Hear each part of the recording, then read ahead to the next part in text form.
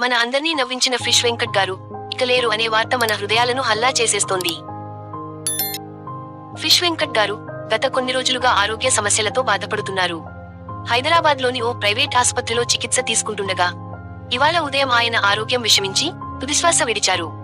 వయసు కేవలం 53 మాత్రమే, కానీ ఆయన పాత్రలు మాత్రం ఎన్నో తరాల వరకు గుర్తుండిపోతాయి. వెంకట్ గారికి కిడ్నీ సంబంధిత సమస్యలు చాలా కాలంగా ఉన్నాయని సమాచారం.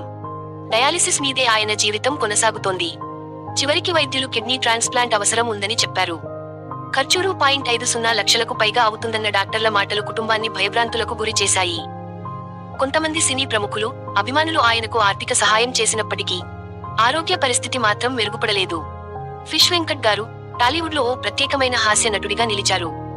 ఖుషి, ఆది, గబ్బర్ సింగ్, అదూస్, డీజే టిల్లు వంటి ఎన్నో సూపర్ హిట్ చిత్రాల్లో ఆయన నటన ప్రేక్షకులను అలరించింది. తెలంగాణ యాసలో ఆయన మాటలతో అలరించడంలో ప్రత్యేకమైన ముద్ర వేసుకున్నారు.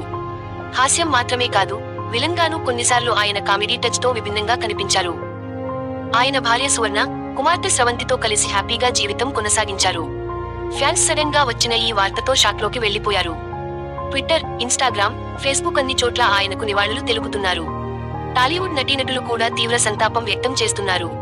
ఫిష్ వెంకట్ గారు ఈ భూమిని వదిలిపోయారు, కానీ మన మనస్సులో ఆయన నవ్వులు, పాత్రలు శాశ్వతంగా నిలిచిపోతాయి. టాలీవుడ్ లో ఆయనకు ఉన్న ప్రత్యేక స్థానం ఎవ్వరూ తీసుకోలేరు. ఓ మంచి నటుడి, మంచి మనిషి పోయారు. తమ కుటుంబానికి మన ప్రగాఢ సానుభూతి తెలియజేస్తూ ఆయన ఆత్మకు శాంతి కలగాలని ప్రార్థిద్దాం. మీకు ఫిష్ వెంకట్ గారి గురించి ఏ చిత్రం గుర్తొస్తోంది?